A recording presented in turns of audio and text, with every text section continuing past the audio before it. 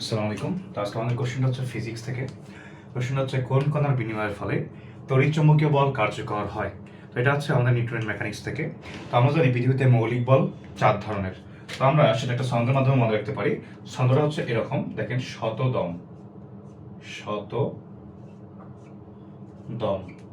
ছন্দটা হচ্ছে শতদম। এটা আমরা সিকোয়েন্স সাজাইছি হচ্ছে শক্তির মাত্রা অনুযায়ী। তো শতে হচ্ছে সবল নিউক্লিয়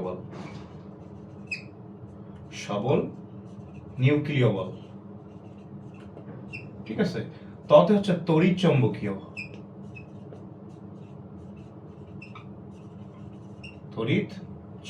বল। দতে হচ্ছে দুর্বল নিউক্লিয় বল।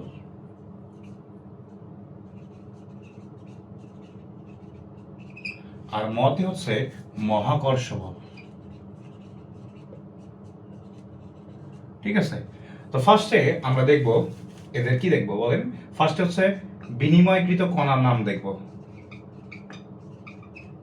বিনিময়কৃত কণা যেটা আমাদের কোশ্চেনে আছে আর কি। তো বিনিময়কৃত কণা দেখেন সব নিউক্লিয় বল অর্থাৎ সবল নিউক্লিয় বলের ক্ষেত্রে আমরা দুইটা কণা পাবো। একটা নাম হচ্ছে গ্লুয়ন, আরেকটা হচ্ছে মেসন। তো ফার্স্ট মেইনলি আমরা মনে রাখবো মেসন। ঠিক আছে। এরপর আসেন তড়িৎচুম্বকীয় বল। এর ক্ষেত্রে আমার যে কণাটা বিনিময় হবে সেটা হচ্ছে ফোটন কণা। এখন তড়িৎ ফুটে, এজন্য আমরা মনে রাখবো তড়িৎ চুম্বকীয় হচ্ছে ফোটন কণা। এরপর আসেন দুর্বল নিউক্লিয়। দুর্বল নিউক্লিয় হচ্ছে বোসন কণা। আমরা যখন দুর্বল হই তখন কি করি? বসি।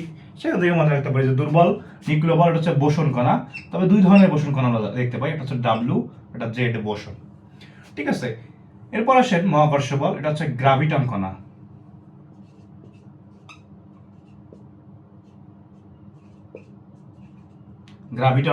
ঠিক আছে।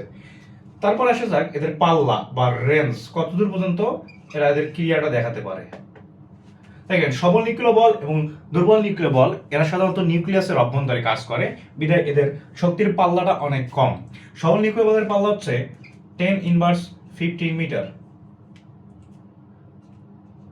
দুর্বল নিউক্লিয় বল আমাদের যেটা আছে এর পাল্লাটা আছে 10⁻16 মিটার, অনেক কম, অর্থাৎ নিউক্লিয়াসের অভ্যন্তরে। আর যেটা আমাদের তড়িৎচুম্বকীয় বল হচ্ছে এর পাল্লাটা হচ্ছে অসীম। আমাদের মহাকর্ষীয় বল যেটা হচ্ছে এর পাল্লাটাও অসীম। এরপর আসেন শক্তি মাত্রা বা শক্তি। আমরা যদি মহাকর্ষ বলকে সব থেকে দুর্বল বল ভাবি তাহলে মহাকর্ষ বলকে আমরা ধরলাম 1। সেই অনুযায়ী দুর্বল নিউক্লিয় বলের শক্তির পরিমাণ হচ্ছে 10⁻31 গুণ, আর তড়িৎচুম্বকীয় বলের শক্তির পরিমাণ 10⁻39 গুণ, এবং আমাদের সবচেয়ে শক্তিশালী বল সবল নিউক্লিয় বল এর শক্তির পরিমাণ 10⁻41 গুণ। এরপর আমরা কিছু এক্সাম্পল দেখবো, অর্থাৎ কোথায় এই বলগুলো ইউজ হয়। তো দেখেন প্রথমটা হচ্ছে সবল নিউক্লিয় বল, মানে এই একটা জিনিসকে সবল করবে। তার মানে কি করবে? নিউক্লিয়াসের গঠন।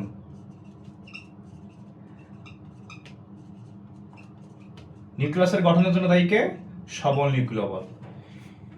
সবল নিউক্লিয় বল নিউক্লিয়াসের গঠন। এবার আসেন তড়িৎচুম্বকীয় বল। এ কি করবে? অণু পরমাণুর গঠন করবে। অণু পরমাণু গঠন। তারপরে কি করবে? বিস্ফোরণ।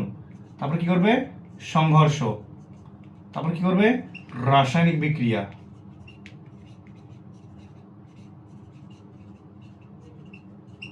ঠিক আছে, তো এটা গেল। এরপর আসেন দুর্বল নিউক্লিয় বল। তো একটা মানুষ কখন দুর্বল হয়? যখন সে ভেঙে পড়ে। তার মানে কি? দুর্বল নিউক্লিয় বল কি করবে? পরমাণুর ভাঙন।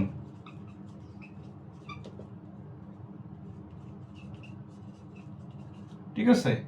আর মহাকর্ষ বল কি করে? মহাবিশ্বের দুটি বস্তু একে অপরকে যে বলে আকর্ষণ করে সেটা হচ্ছে মহাকর্ষ বল।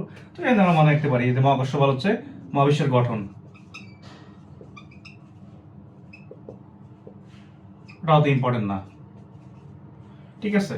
তো কোন কণার বিনিময়ের ফলে তড়িৎচুম্বকীয় বল কার্যকর হয়? আশা করি এটা এখন পারা যাবে। এতটা হচ্ছে ফোটন কণা। তো আজকের ক্লাস এই পর্যন্তই। আসসালামু আলাইকুম।